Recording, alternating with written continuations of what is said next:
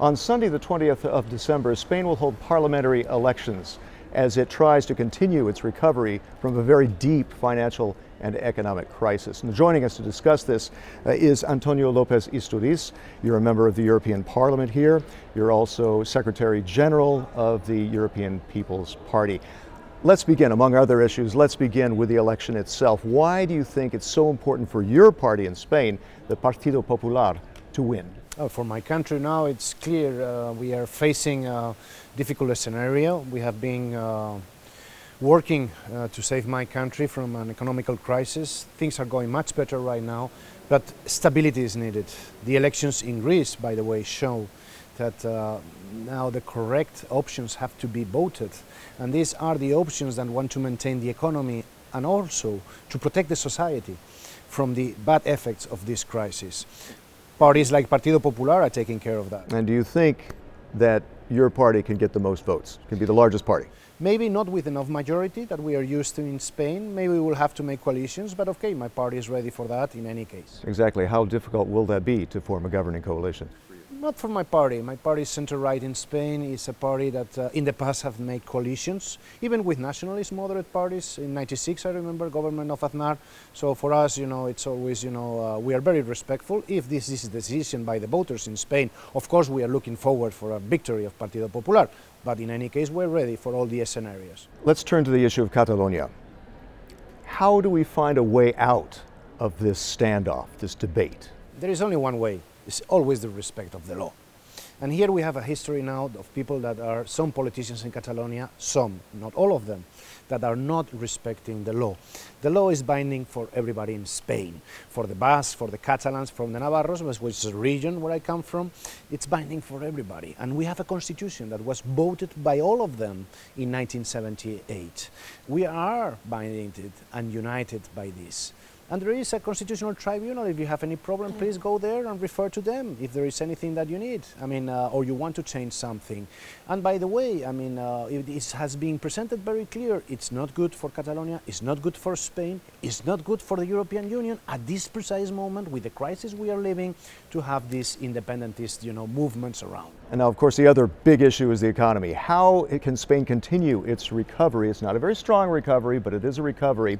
How can it continue with the reforms that the Partido Popular have enacted? First of all, we cannot lose our aim. Our aim is jobs, especially for the young people. Right now we have still a large percentage of the young population which are right now unemployed. It has to be not only for Partido Popular, whoever wins the elections, this has to be the top priority. For us it's very clear. We have been working on that. By the way, with our government, this year, 1 million employments were created. I think this is a clear message for everybody. You want to continue creation of jobs? Partido Popular is the answer, for the next 4 years. So what kind of reforms need to be done now at this point? At this point, the reforms still have to be made in the Spanish economy. We have to do something in the public administration still today, also with the question of the labor force, also with the question of health system. There are many things that we still have to do, it's good because it's working, it's operative. Our economy is now flourishing in comparison with the rest of economies in Europe. We are going up, and we have to maintain this trend, we have to maintain this line.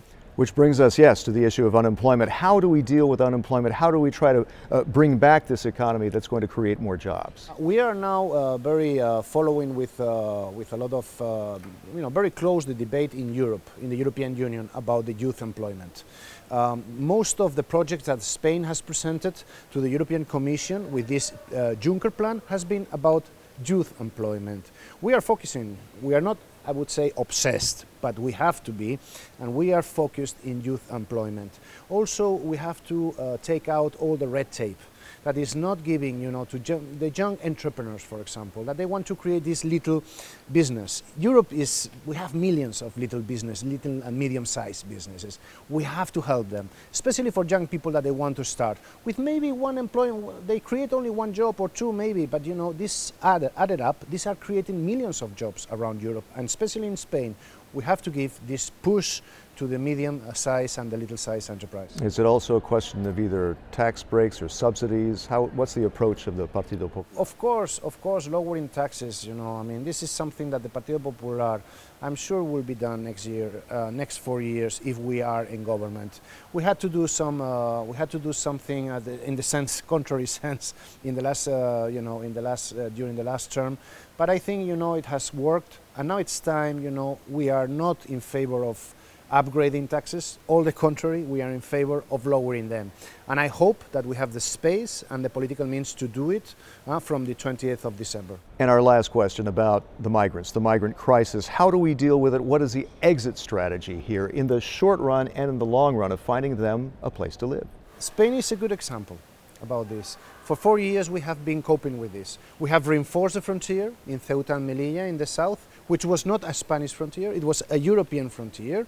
Our members of security of the police and the Guardia Civil have been keeping the frontier, but at the same time we have made deals and we have made agreements with different governments in Africa, like Senegal, like Mauritania, which are very working right now.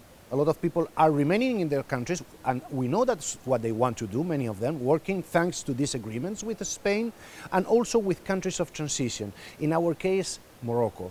The very good relation between the Kingdom of Morocco and the Kingdom of Spain nowadays, it's not only beneficial for Spain, it's beneficial for the whole Europe. And what about this crisis involving migrants, refugees from conflicts like Syria? How do you deal with that?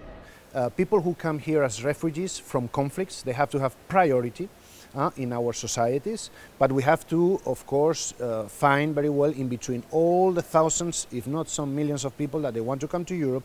First we have to, let's say, find very well where are the refugees coming from real wars or conflicts, and then helping them in the means that we can. Antonio López-Istúriz, thank you very much for joining us.